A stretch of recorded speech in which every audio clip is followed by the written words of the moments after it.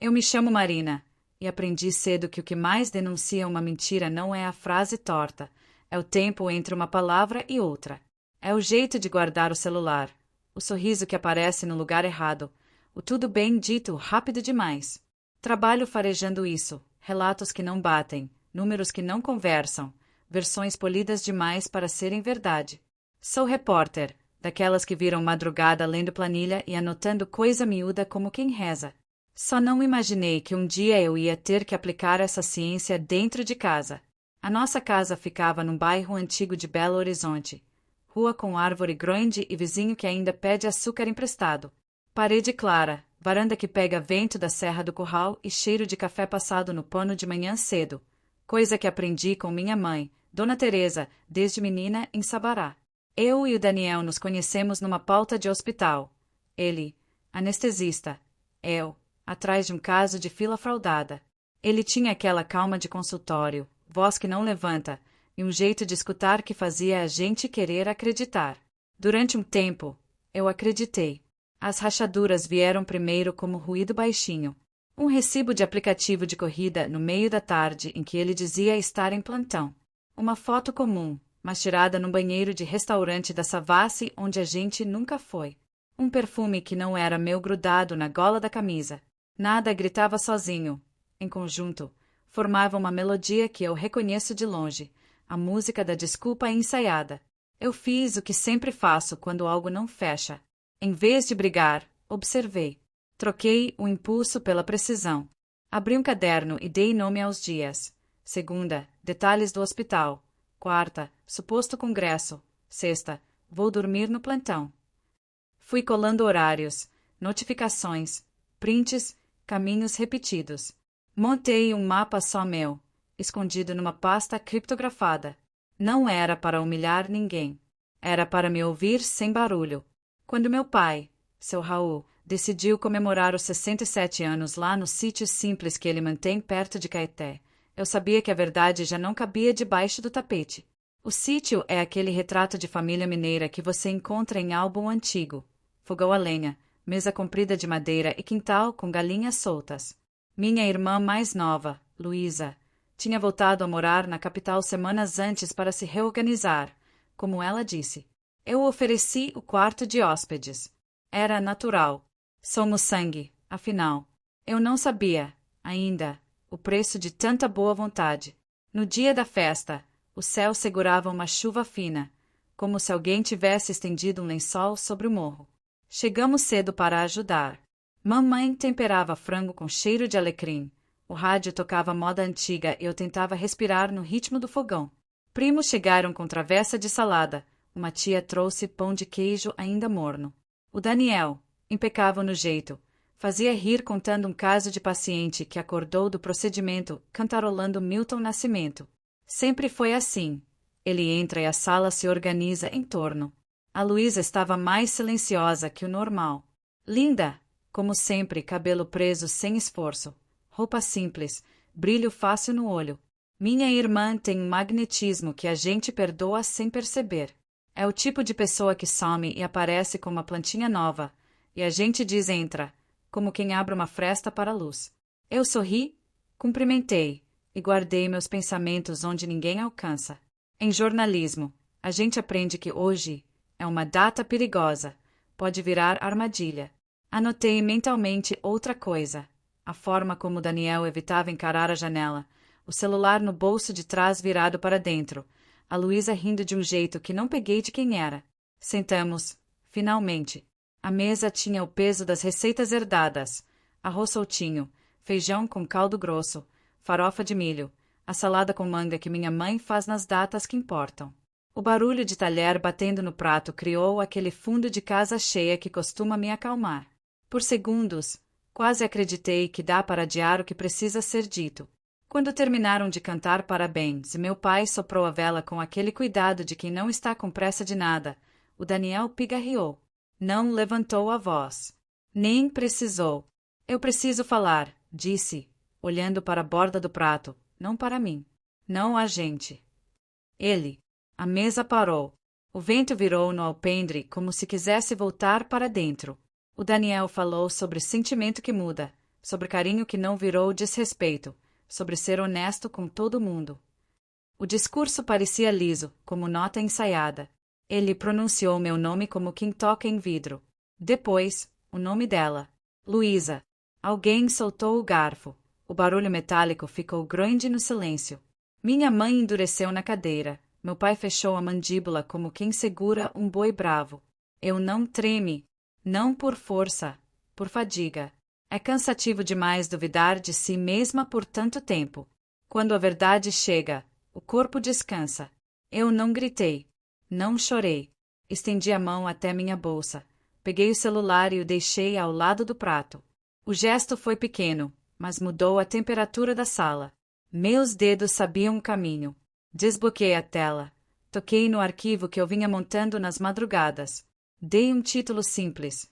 Cronologia, para quem ama e não quer mais se enganar. Naquele arquivo, eu não deixei espaço para adjetivo. Eram apenas fatos, dia, hora, trajeto, mensagem, print. Inclusive a manhã em que a Luísa sumiu para resolver uma entrevista e reapareceu com sacola de mercado que não era dela. A tarde em que Daniel dormiu no hospital, mas o celular dele caminhou com ele até uma rua sem saída na floresta. A foto de um espelho de elevador em que aparecem duas frestas de roupas que eu conheço bem. Tudo datado, tudo em ordem. Sem humilhação, documento. Respirei. Olhei o meu pai primeiro, que sempre me ensinou que palavra tem custo, e anunciei. Enviei um link para o celular de todo mundo que está aqui.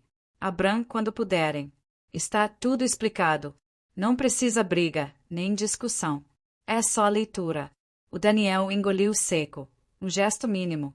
A Luísa empalideceu de um jeito que eu nunca tinha visto no rosto dela, feito alguém que finalmente entendeu que consequência também é verbo da vida. Ninguém mexeu na cadeira. Só as telas acenderam uma depois da outra. Aquele azul frio que é quase um mar. Um primo olhou para mim, sem saber onde colocar os olhos. Minha mãe levou a mão à boca. Meu pai abriu devagar, como quem lê contrato. E o barulho ficou sendo só a passada dos dedos pelo vidro. Eu permaneci quieta. A pior parte de uma ferida é quando você esquece os contornos. Ali, os contornos estavam desenhados. Não havia sobra para explicação bonita. Havia mapa. Quando a primeira mensagem vibrou no meu telefone, da minha mãe, sentada a 2 passos de mim, dizendo: filha, perdão por não perceber, eu entendi que aquela família nunca mais ia voltar a ser antes. E que isso, por mais que doesse, podia ser o início de uma coisa menos torta. O Daniel tentou falar. Levantou um pouco a mão, como faz no hospital antes de dar orientação. Eu o interrompi sem elevar o tom. Hoje, não.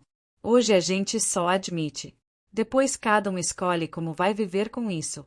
A chuva engrossou, batendo na telha como quem insiste. Eu peguei minha bolsa, não com pressa, mas com decisão. Beijei meu pai no alto da cabeça. Ele apertou meus dedos com uma firmeza que dizia mais que qualquer discurso. Beijei minha mãe no rosto. Ela estava quente, como quando colocava coberta em mim nos temporais da infância.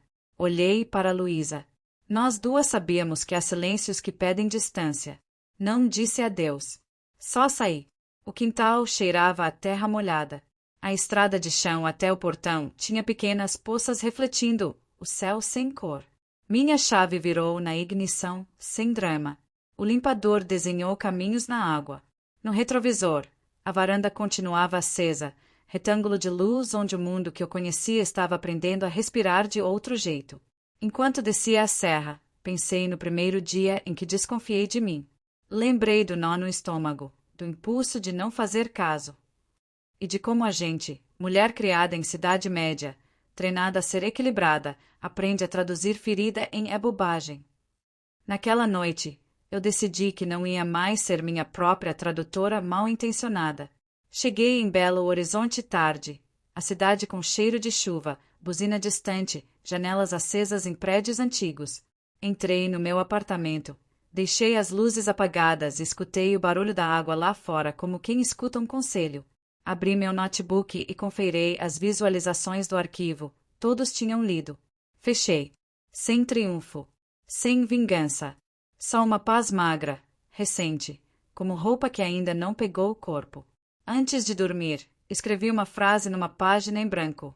Quando a verdade enxerga a porta, não precisa de plateia. E adormeci com o coração finalmente quieto, como se tivesse passado uma vida inteira voltando para casa. O carro subia devagar a ladeira molhada da Afonso Pena. As luzes da cidade tremiam no retrovisor, como se cada farol refletisse um pedaço do que eu deixava para trás. Eu não chorava, nem sentia raiva. Era uma calma estranha, dessas que assustam, porque a gente sabe que vem depois do fim. Estacionei perto do meu prédio. O porteiro abriu o portão com aquele sorriso automático, e eu respondi com um aceno que não significava nada. Quando fechei a porta do apartamento, o barulho do trinco pareceu uma sentença. O silêncio ali dentro era quase físico. Senti o corpo inteiro desacelerar, como se a alma tivesse pedido trégua. Fui até a janela.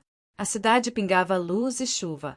O cheiro do asfalto molhado misturado com café velho ainda na cafeteira. Aquela era a vida real, sem roteiro, sem plateia. Peguei o notebook. A tela acendeu com uma luz fria. Abri a pasta, cronologia, e vi os nomes, os horários, as fotos, tudo ali. Por um segundo, pensei em deletar. Mas ainda não. Ainda não era hora de apagar o que me sustentou até aqui. Em vez disso, abri outro arquivo. Título, relato, para quando eu esquecer o que senti. E comecei a escrever, não como jornalista, mas como mulher que sobreviveu ao próprio silêncio. Na manhã seguinte, acordei antes do sol. O corpo leve, mas a mente pesada. A cozinha estava fria, o chão gelado. Preparei o café do meu jeito, forte, sem medida, sem pensar demais. Olhei pro relógio. 6h40.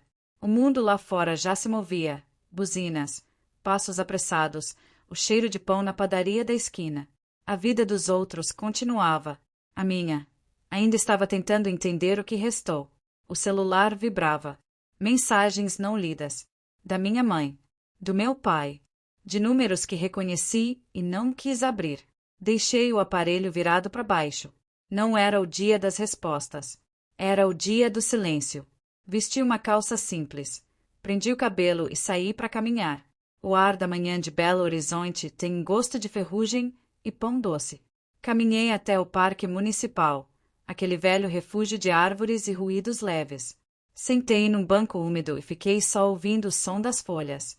Pensei em como tudo pode ruir numa noite. Um casamento, uma família, uma crença inteira.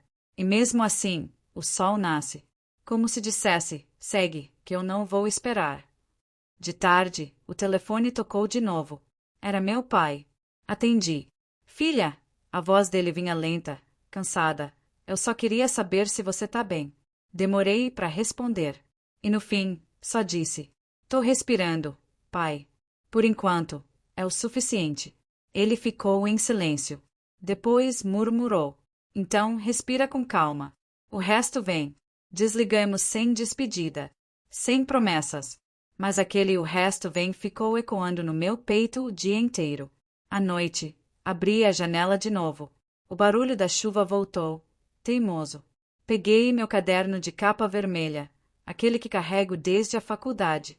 Escrevi devagar, com letra miúda. O amor não acabou. Só mudou de dono. Agora é meu. Sorri, de leve. Um sorriso que doeu, mas curou um pedacinho. Apaguei as luzes. E pela primeira vez em meses, dormi antes de pensar no que viria depois. O sol apareceu tímido, filtrado pelas cortinas do quarto. O som da chuva já tinha ido embora, mas o ar ainda cheirava a terra molhada e café esquecido.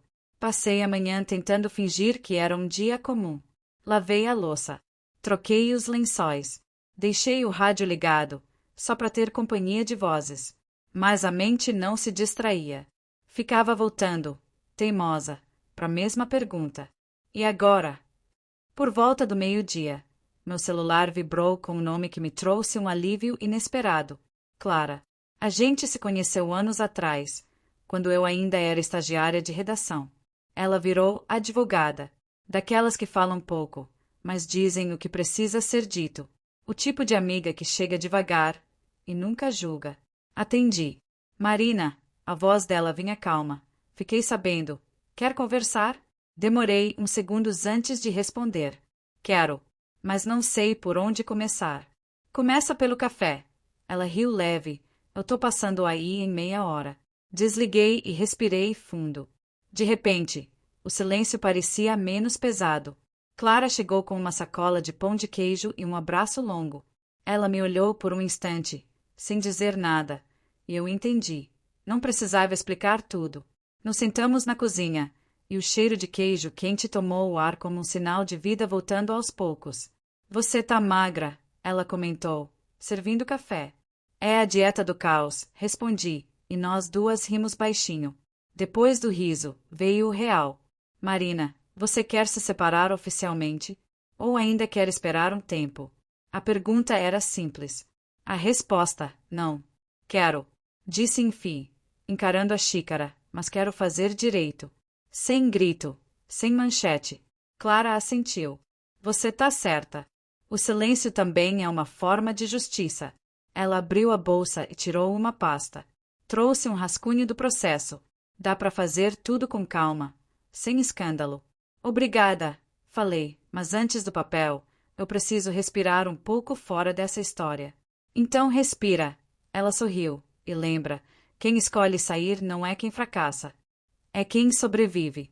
Ficamos ali um tempo, sem pressa, falando de nada e de tudo. Sobre o trabalho, sobre o trânsito, sobre o cachorro novo da vizinha. Era bom sentir que ainda existia vida fora da dor. Quando ela foi embora, o apartamento pareceu maior. As paredes, antes cheias de lembranças, agora ecoavam o espaço. Abri a janela e o vento entrou leve, bagunçando o cabelo e a pilha de papéis sobre a mesa. Olhei para os documentos que Clara deixou. Eles pareciam frios, impessoais. Mas por trás de cada linha havia um pedaço da minha história sendo encerrado com dignidade. Peguei a caneta. Assinei o primeiro papel. E, no instante em que a tinta secou, senti algo dentro de mim se reorganizar. Não era libertação. Era estrutura. À noite, decidi sair um pouco. Caminhei até o bairro Santa Teresa, onde as ruas ainda guardam o cheiro de passado e o som de música nas esquinas. Entrei num bar pequeno, pedi uma cerveja e sentei perto da janela. Do lado de fora, casais riam. Gente comum, distraída, vivendo. E eu percebi. Era isso que eu queria, vida comum. Nada de enredos grandiosos, nem heróis de mentira. Só a leveza de existir, sem precisar provar nada. Peguei meu celular e escrevi uma mensagem curta para Clara. Obrigada. Hoje, eu comecei a voltar para mim. Ela respondeu quase na hora. Voltar para si é o único retorno que vale a pena. Sorri.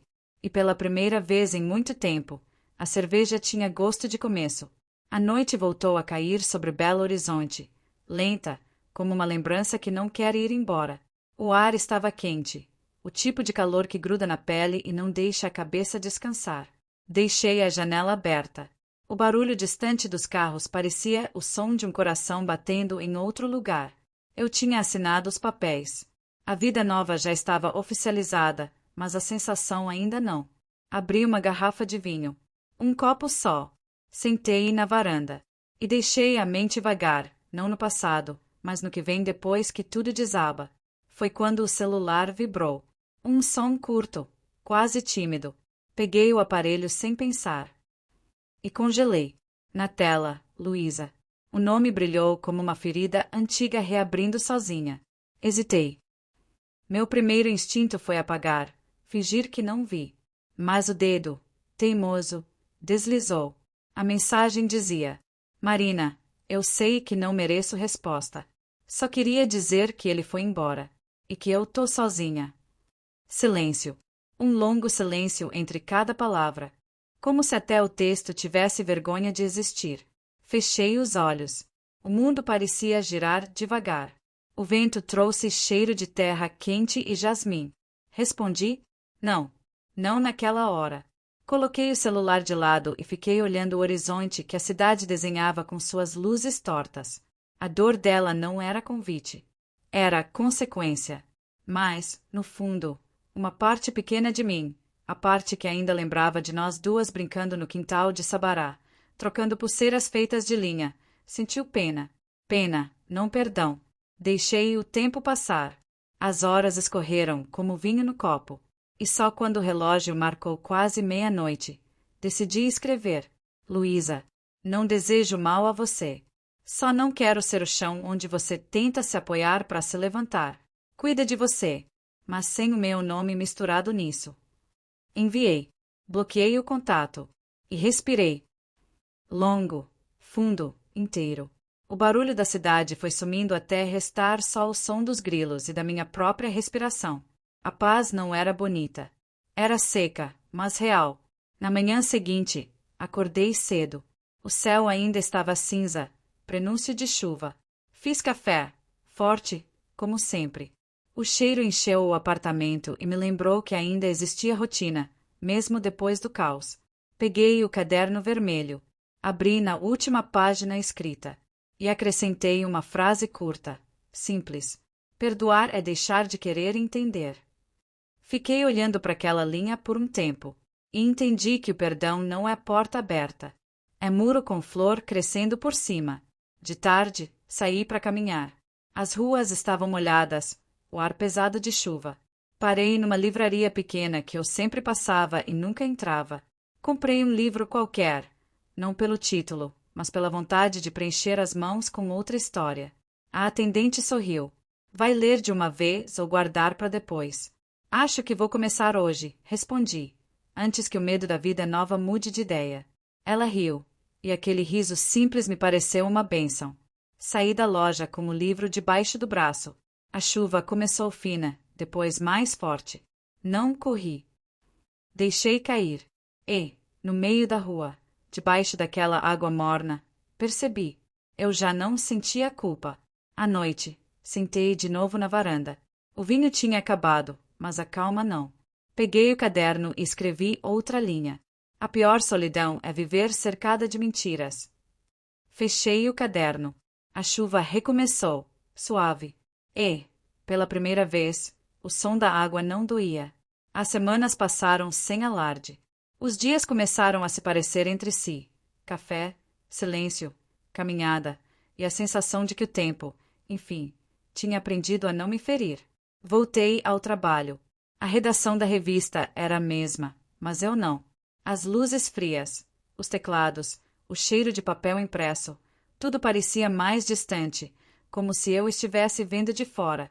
Meu editor, Henrique, me recebeu com um sorriso cauteloso. Marina, bom te ver de volta. Tenho uma pauta que talvez te interesse. Ele deslizou uma pasta pela mesa. Uma denúncia sobre superfaturamento em contratos públicos de saúde. É grande, é delicada, e precisa de alguém que saiba ler silêncio. Eu ri de leve. Ler silêncio é o que eu mais sei fazer, Henrique. Peguei a pasta. O papel frio nas mãos. O peso familiar de uma história que não quer ser contada. Naquela tarde, sentei na minha mesa. Abri o arquivo. E, de repente, o nome de um dos hospitais me congelou. Santa Beatriz. Era o mesmo hospital onde Daniel trabalhava. O mesmo onde tudo começou.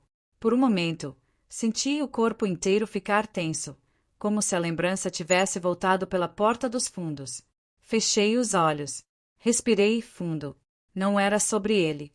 Era sobre mim. Sobre continuar, mesmo que o passado tentasse se disfarçar de pauta. Passei as próximas horas mergulhada nos relatórios. Nomes, números, notas fiscais. E ali, entre colunas e planilhas, percebi algo. A mente que antes servia para desconfiar dos outros agora servia para me reconstruir. Quando a dor para de gritar, ela vira método. Anotei conexões, destaquei valores, liguei pontos. O instinto de repórter voltou a pulsar com força. No fim do expediente, Henrique se aproximou. E aí, achou algo? Ainda não. Respondi, mas tem coisa aqui que cheira errado. Ele sorriu. Eu sabia que você ia sentir o cheiro primeiro. À noite, em casa, abri o notebook. Os documentos piscavam na tela. E, entre uma linha e outra, minha mente via rostos, vozes, passados.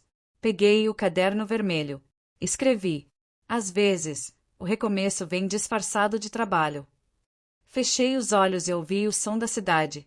Buzinas, risadas, chuva fina. Tudo comum, tudo vivo. Peguei o celular e enviei uma mensagem para Clara. Voltei para a redação. Ela respondeu rápido.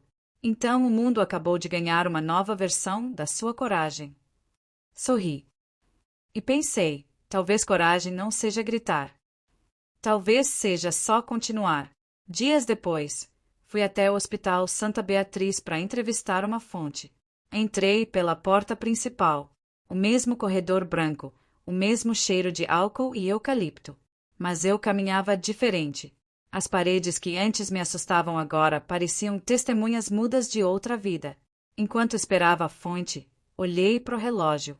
Mesmo horário em que, meses atrás, eu esperava uma mensagem dele. Nada ecoou. Só o som dos meus próprios passos. E o orgulho quieto de quem sobreviveu ao que achava que não ia suportar. Na saída, o céu de Belo Horizonte estava dourado. Aquele fim de tarde que só quem mora aqui entende. O ar cheirava a chuva que ainda não veio. E eu pensei, é isso, a vida não volta. Ela recomeça de outro jeito. Peguei o ônibus, sentei perto da janela e deixei a cidade passar como um filme mudo. No vidro, meu reflexo parecia outro. Não a mulher traída, nem a repórter ferida. Apenas alguém inteira o suficiente para não precisar se explicar. Em casa, abri o caderno vermelho e acrescentei. Voltar ao lugar onde doeu, e não sangrar, é o verdadeiro perdão. Fechei o caderno, apaguei as luzes, e dormi com a sensação de que o silêncio, dessa vez, trabalhava a meu favor. As semanas seguintes correram rápidas, cheias de horas longas. O caso do Hospital Santa Beatriz cresceu mais do que qualquer um esperava. Planilhas, nomes, contratos. E, no meio deles, uma teia que começava a se desenhar com nitidez cruel. Passei dias dentro da redação. Café frio, pilhas de papel, a luz branca me acompanhando madrugada adentro. Mas, pela primeira vez, o cansaço vinha junto de um propósito limpo. Sem dor pessoal, sem raiva. Só verdade, do tipo que não precisa de plateia. Henrique me olhava com aquele misto de admiração e preocupação. Você dorme, Marina? Às vezes, respondi, o suficiente para continuar. Na terceira semana, encontrei a última peça do quebra-cabeça. Um contrato assinado por um nome conhecido. Não o dele, mas de alguém que trabalhava com ele, o chefe da antiga equipe. O círculo se fechava. A história estava pronta. Sentei sozinha na redação quase vazia. A tela em branco me encarava. E, de repente, percebi. Era o mesmo vazio que eu encarei quando tudo desabou. Mas agora, não assustava. Agora, era convite. Comecei a escrever. Cada palavra parecia vir direto do peito. Mas sem dor, só clareza. Enquanto alguns escolhem o silêncio para esconder, outros o escolhem para recomeçar. E é no intervalo entre esses dois silêncios que a verdade encontra voz. Quando terminei o texto, o relógio marcava 2h18 da manhã. Enviei pro editor e fechei o notebook. Nenhum alívio cinematográfico. Nenhuma lágrima. Só um suspiro longo. A cidade dormia, e eu finalmente sentia que podia dormir junto. 2 dias depois, a reportagem saiu. Capa da edição impressa. Título simples, direto. O preço do silêncio. A repercussão veio rápida. Ligações, mensagens, entrevistas. Mas eu me mantive quieta. Não era sobre fama. Era sobre fim. No fim de semana, fui sozinha até o mirante do Mangabeiras. BH vista lá de cima parece um coração aceso. O vento batia forte, frio. Levei comigo o caderno vermelho. Sentei num banco de pedra. Abri na primeira página, onde meses atrás eu tinha escrito: quando a verdade enxerga a porta, não precisa de plateia. Sorri. E logo abaixo, acrescentei a última linha. Depois do silêncio, vem o som de quem volta a viver. Fechei o caderno devagar. Olhei pro horizonte. A cidade respirava. E eu também. Peguei o celular e tirei uma foto. Não de mim, mas a vista, do céu queimado de fim de tarde, do vento movendo as folhas. Enviei para Clara, com uma legenda curta. Acabou. Ela respondeu só com um emoji de coração. Guardei o celular. E fiquei ali, parada, ouvindo o som do mundo. O barulho leve de um novo começo. Na descida, uma garoa começou. Fina, fresca. Daquelas que não pedem guarda-chuva. Deixei cair no rosto, sem pressa, e percebi, pela primeira vez em muito tempo, que não havia mais medo nenhum. Só o som tranquilo da chuva, e o coração, enfim, em paz.